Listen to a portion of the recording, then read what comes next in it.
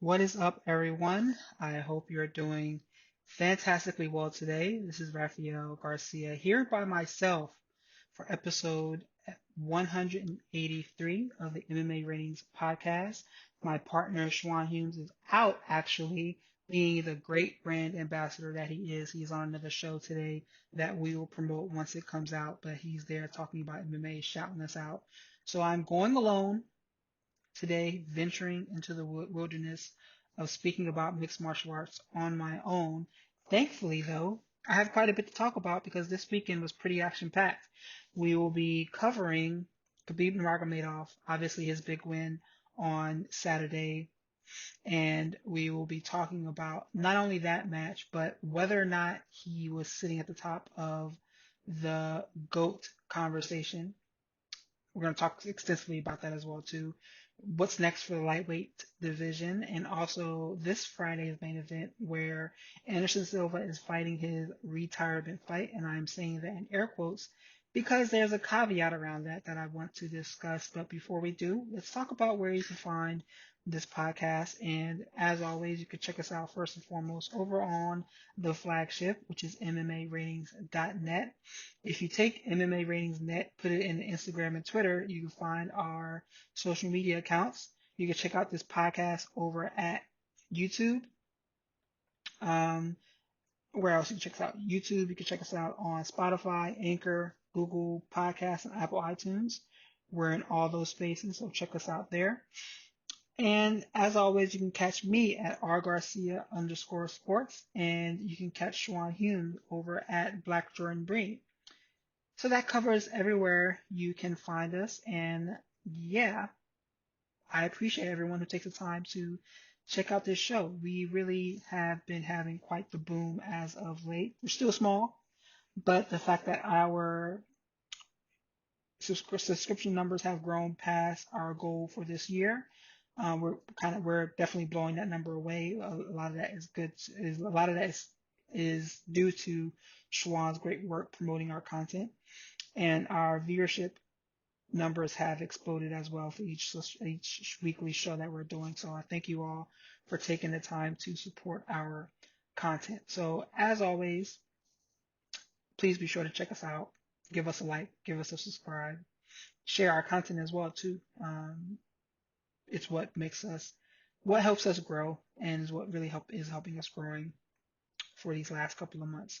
So let's go ahead and jump into some of the conversation items we have for today, starting with UFC 254 first and foremost. So, as everyone knows now, Khabib Nurmagomedov picked up his 29th win, submitting Justin Gaethje in the second round of their lightweight main event, securing himself a continued undefeated record, and he then retired in the middle of the cage. So before we talk about the retirement, let's talk about the fight itself. And it's interesting because I'm reading that a lot of people had Gaethje winning the fight up to the end. They gave him the first round, 10-9, and I could see that because he was definitely cracking Nurmagomedov with those leg kicks, and he was forcing the lightweight champion to fight more of a fight that's along those lines. And even though Nurmagomedov finished in the position to start working on the armbar, I wasn't sure if he was going for the arm crush there at all.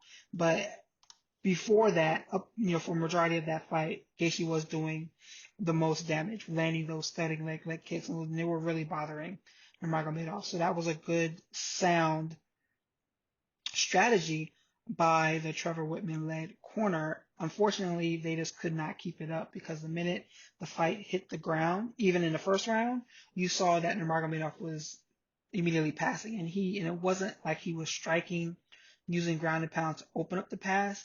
It was just straight, I'm going to cut through your guard and I'm going to go to the positions that I want to go to. And there was nothing that Justin could do about that. And that's really what stood out to me perhaps the most about this fight, was that it was take you down, pass your guard, get to mount, submit.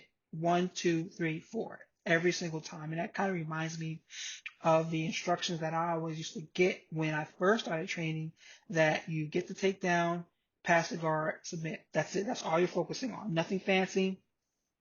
Then nothing fancy at all. Just one, two, three, one after another. And Khabib Nurmagomedov did that with extreme efficiency on Saturday, both times, even in the second round. The second that Justin fired off that second leg kick, I believe, took him right down to the ground. And if you notice, Justin tried to sprawl. He did a great job of sprawling, but the angle that could be cut, and he cut it so quickly, allowed him to get right to the back. Right to the back. Justin tried to turn over, right the mount, and he secured the armbar first. When he rolled off, he went to the triangle, and Justin tried to slam. He did the perfect thing, underhooked the leg, took the drop, and finished the tap. I don't know why the ref gave Justin so much of a chance to fight in that situation. He tapped like 3 different times before going out. And I mean, you give guys more room to fight in title bouts, but that was just a little bit too much room because Justin was clearly tapping even before he rolled over to a slide and went out. So with this submission victory, he becomes the first champion to defend his title with 3 straight submissions. I mean, the accolades just keep piling up. I think he's only ever lost 2 rounds in the UFC. I don't know if he lost any to Gleason Tebow, but he lost one, hypothetically one to Justin Gaethje, and he lost one to Conor McGregor. I don't know if he lost any to Gleason Tebow. Let me pop that open. No, because he had a unanimous decision victory. So yeah, there's that. But he then turns, talking to John Anik, and makes it clear that he's retiring in the cage. Everyone knows the story of his father passing a few months ago due to complications of COVID-19. And he talks about how he promised his mother that he would no longer continue doing this without his father around. And that was that. And we talk about guys retiring all the time. We're going to talk about Anderson Silva in a moment, but Khabib's retirement feels different. Everyone had a much more solemn feeling on Saturday after the fight. Whether it was his breaking down in tears the minute that he won, or you could see the pain in him as he spoke about it. To Anik, this feels more real than anyone else who has retired that I can remember in the cage. When you have, I'm thinking back to like maybe BJ Penn's retirement or Alexander Gustafsson's retirement or Daniel Cormier's retirement. They didn't feel indefinite. They didn't feel definite. Like there's always that, maybe that door will open back up. This one feels like it's shut, like it's gone and shut. If he promises mom he's not going to fight again, Khabib's not going to fight again. And now we're in a situation where that lightweight division is vacant, and we're going to talk about the question around booking a tournament. What happens next? We're going to talk about that during our question and answer segment because that's the question we came in today. But we got to really have a conversation about Khabib's legacy. And what's most interesting to me is how will he be remembered? You hear people or you read about people talking about Khabib's legacy. And yeah, he's one of the greatest fighters of all time. He's the greatest lightweight fighter of all time. We're going to talk about the greatest of all time and what my list looks like. But I've been thinking about what the ramifications of some of his connections outside of the cage matter to his career. Because remember, Khabib has said some questionable things. He's aligned himself with some questionable people outside of the cage, and you wonder how much of a asterisk does that put on his legacy. Kareem Zidane over at Bloody Elbow is the only person to write about this I've seen so far. I don't think I'm going to tackle this conversation at all. This is my platform to talk about it, so I'm going to talk about it here. But I wonder what that will really look like, because I think that that's something that needs to be talked about. It may not be talked about often, it may not be talked about extensively, but I think that that's something that needs to be talked about. And it's important because it's an important part of Nurmagomedov's legacy. It's an important part of who he is as a fighter. It's an important part of not necessarily how he fought in the cage and how well he performed in the cage, but it's still an important part of the conversation that I think deserves some conversations because it tarnishes him in my opinion. It tarnishes him just enough that it needs to be brought up. So I think that that's going to be something worth talking about. And as I said, we're going to talk about what's next for the lightweight division in a second. Then we had the co-main event where Robert Whittaker picked up a unanimous decision victory over Jared Cannonier. This was a good fight as well, too. This is another fight I was looking forward to. I was expecting Cannonier to blow the doors off of Robert Whittaker. Yes, I am one of those people who wrote off Robert Whittaker earlier than I should have. The reason being was because Whittaker always gets hurt. He always gets hurt. And the thing about that is Cannonier is not the guy you want to get hurt fighting. He's shown that he has the type of power that will separate you from your consciousness if you fuck around and get caught. We saw Whittaker get caught in the third round, and he kind of had to go back to wrestle fucking Cannonier real quick to kind of get his bearings about him and let the time run out. Whittaker could have blew him up in that spot, but he wasn't. And his strategy wasn't the right one for this fight because we know that Whittaker in a 5-round fight you can chop at Whittaker's legs and kind of maybe slow him down. In a 3-round fight, he's going to do enough to win too with movement and striking that was going to make this a difficult situation for Jared Cannonier, and I think that that's where they kind of messed up on their game plan. So Whittaker gets the decision victory. You got to wonder what's next for him. It's funny because he is very honest, and there was an interview that I saw today about him not being keen on the idea of fighting Israel Adesanya again. If you live under a rock, Adesanya blew his doors off of him, finishing him in the second round, I believe, dropping him in the first.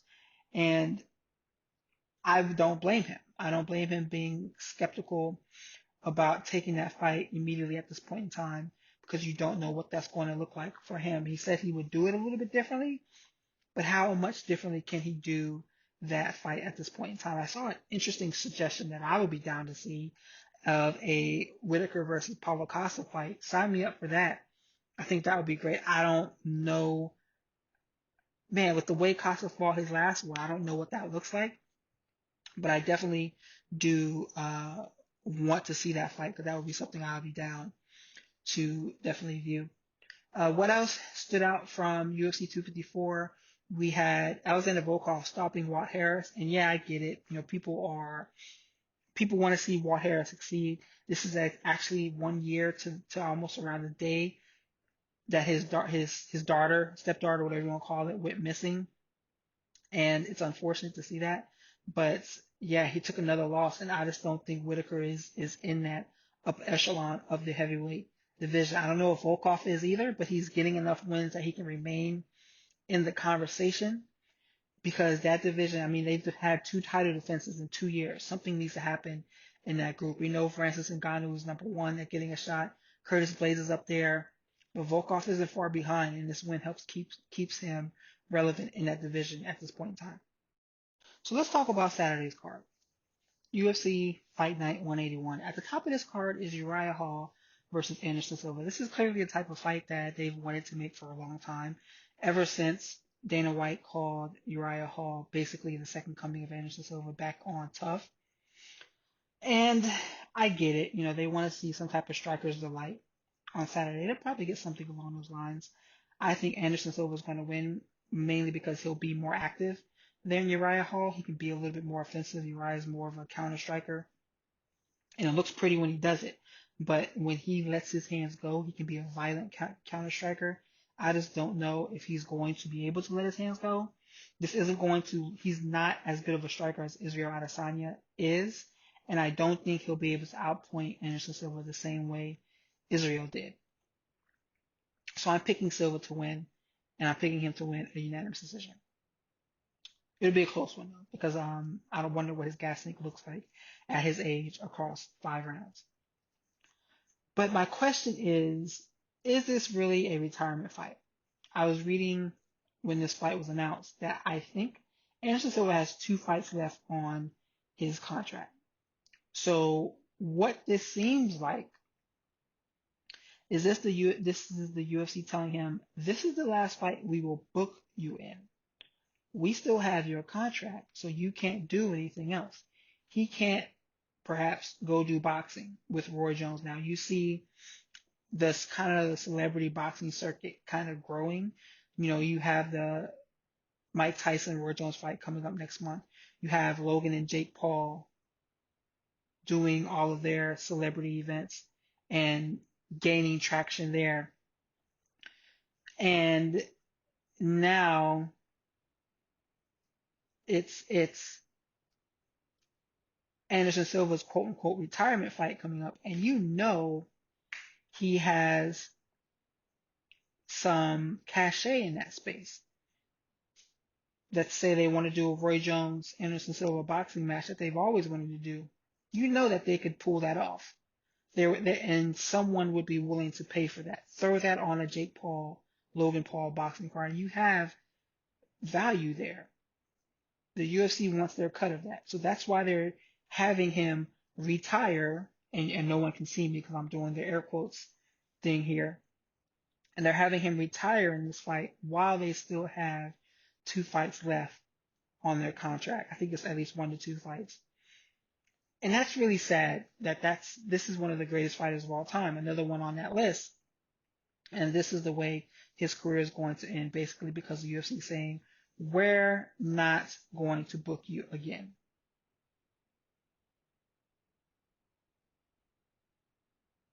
And that sucks. That really sucks. Because they are going to do this to him, and they're going to do this to anyone else they want.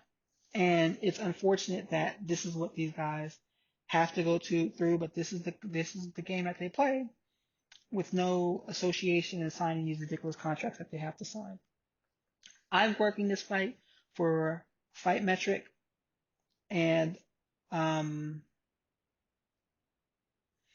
working this fight for Fight Metric, so that's why I'm watching. But I am really, not concerned, but it's just unfortunate that we have to see Anderson Silva retire this way.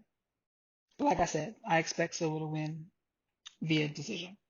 Bryce Mitchell is fighting Andre Fili. This is an interesting fight as well, too. And, as much as I am not a fan of these right-wing MAGA fighters, Bryce Mitchell being probably one of the louder of that contingent. Well, he's not as loud as he once was. I don't follow him on social media. I basically silenced all that shit. But he is in that space. But that's neither here nor there. That's neither here nor there. But he is fighting Andre Fili, and we are looking at what should be an intriguing fight. I expect Mitchell to win. I think he will submit Andre Fili, and he's an interesting prospect at 145. Like I said, I just hate his politics. But I can maybe separate the two. I pause as I say that, with the Rock's people eyebrow up in the air right now. But I can still appreciate a good fight. What else stands out on this card? Anthony, what's his name? Kevin Holland is fighting as well too. He's someone I enjoy fighting or enjoy watching. There's a lot of interesting fights on this card for Saturday. It's another one of those joints where it's floating under the radar, but there's probably going to be some good action going on. So if you're not doing anything on Saturday, sit down and check out this event. Now we're going to move into probably the more interesting conversation piece, because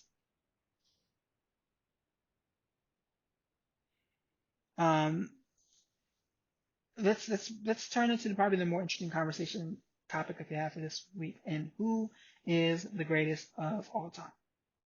So this all started because of the talk about where Khabib Nurmagomedov sits on the list of the greatest of all time.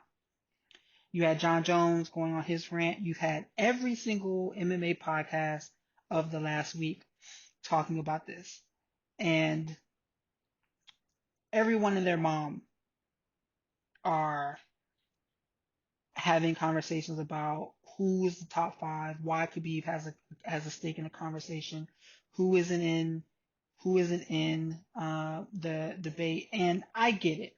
What sucks about this is this is all opinion. There's no fact around someone being the greatest of all time because there's always going to be a debate about it. Majority of people think Michael Jordan's the greatest of all time, and people still argue about that.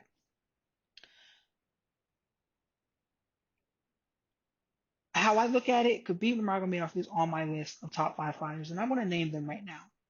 These are the top five fighters in my opinion: John Jones, Demetrius Johnson, George St.Pierre, Khabib Nurmagomedov, Amanda Nunes. People are going to chew me up for that. I don't care if Shawan Humes was on the show right now. I'm sure he has something to say about it. And again, I don't care. This is my list. This is my list, and that's the point about these conversations about the greatest of all time, because it's your list. You can decide who is on it, and you can decide who's not on it. But there are some things that I think we should take into consideration when we have these conversations. So for me, there are things, like I said, there are things that are important to me. Obviously, titles. Who did you beat? Um, Consistent appearances, consistent performances. So, that, for example, you can't be out for years on end. Um, those are the things that stand out most to me. That's why individuals like Demetrius Johnson and Amanda Nunes are on my list, because they stay active and they beat everyone who's in front of them. I know people will take away from DJ, for example. Oh, he didn't have a super tough division. Okay, but he fought everyone that was in front of him. If you look at the people that Khabib Nurmagomedov has beaten, yeah, his last three wins are impressive. Uh, Conor McGregor, Justin Gaethje, Dustin Poirier. He has a solid win over Raphael dos Anjos, the Edson Barbosa win. But look at the rest of his roster. It doesn't compare, in my opinion, to a John Jones, who he's cleaned out his division twice.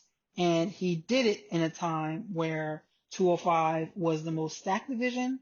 And he's done it at a time where it's probably not the greatest division.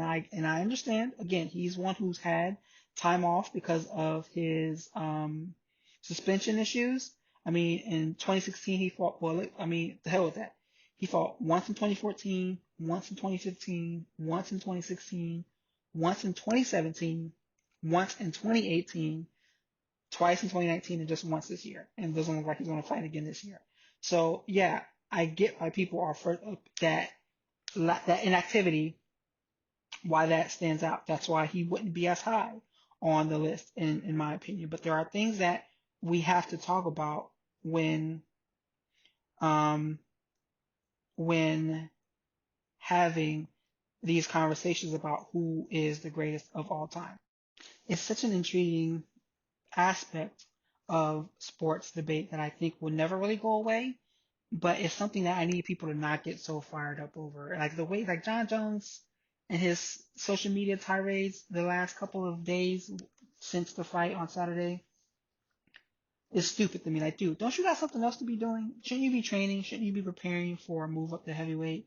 Because you're looking real dumb right now. You're looking like a real prima donna right now, and that's just not fantastic.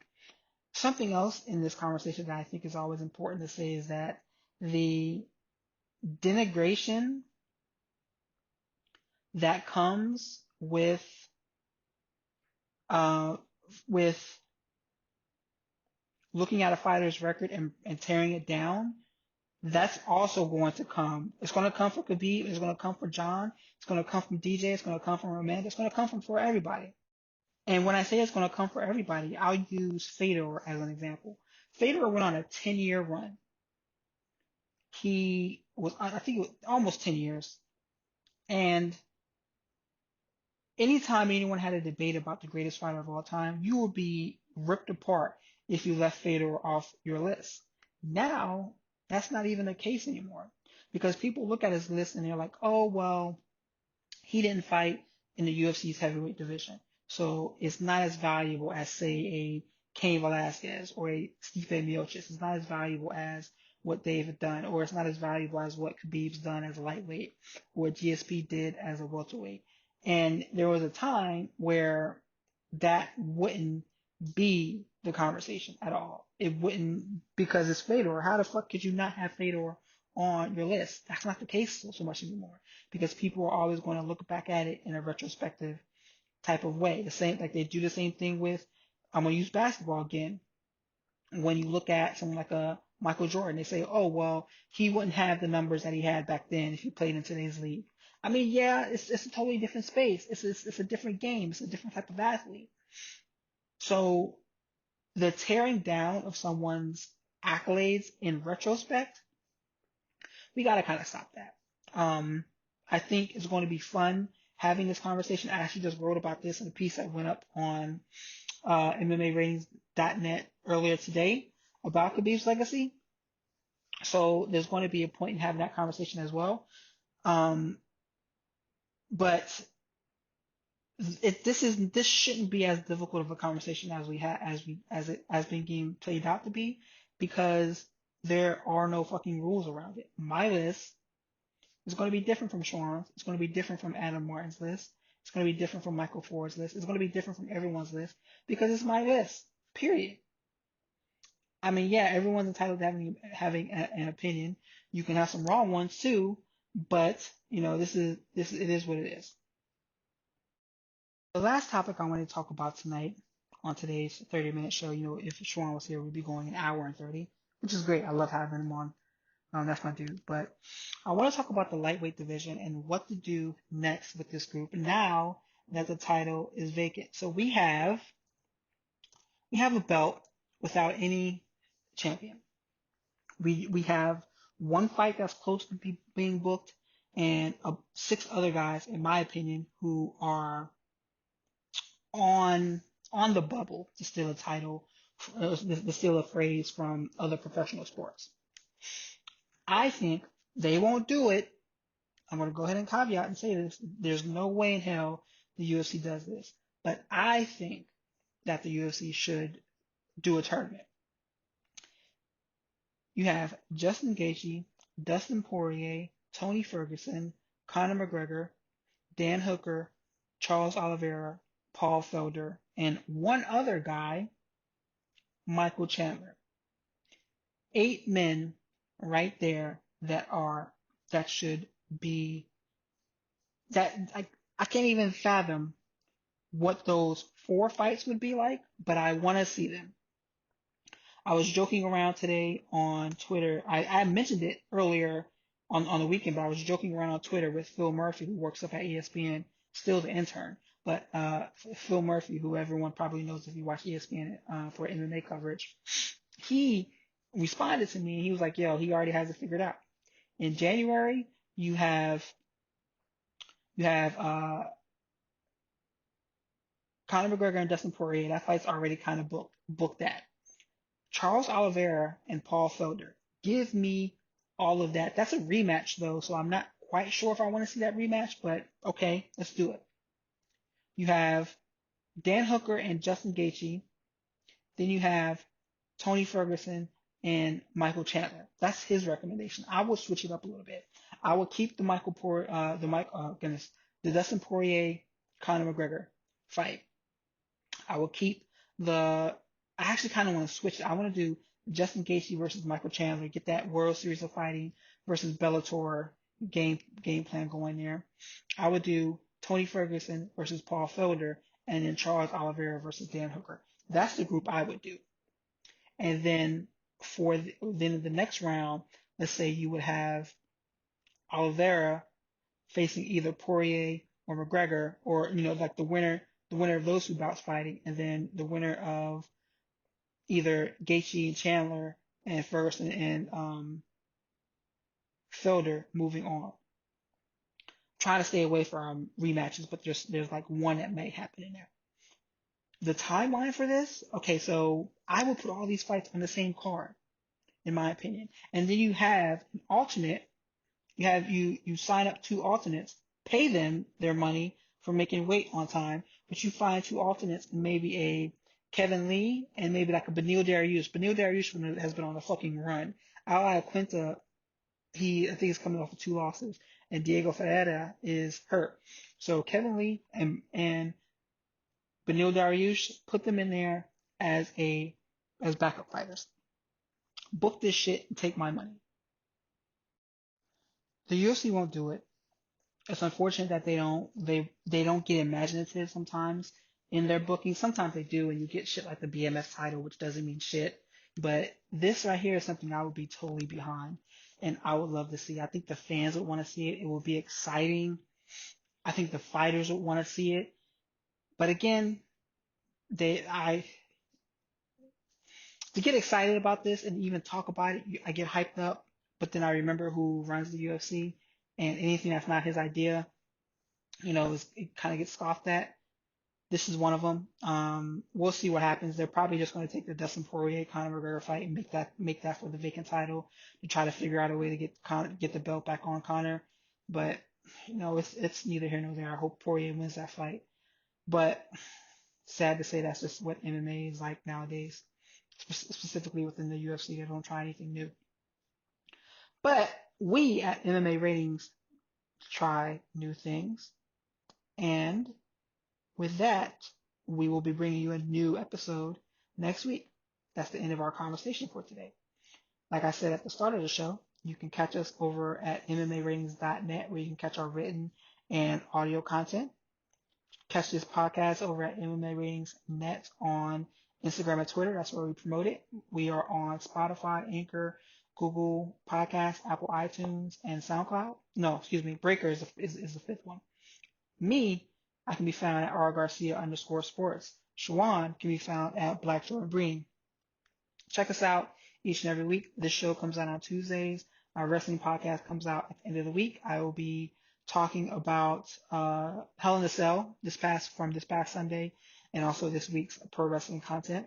As always, thank you all for taking the time to check out our content. Please be sure to like, share, and subscribe, and we'll be back next week. Have a great week and stay safe, everyone.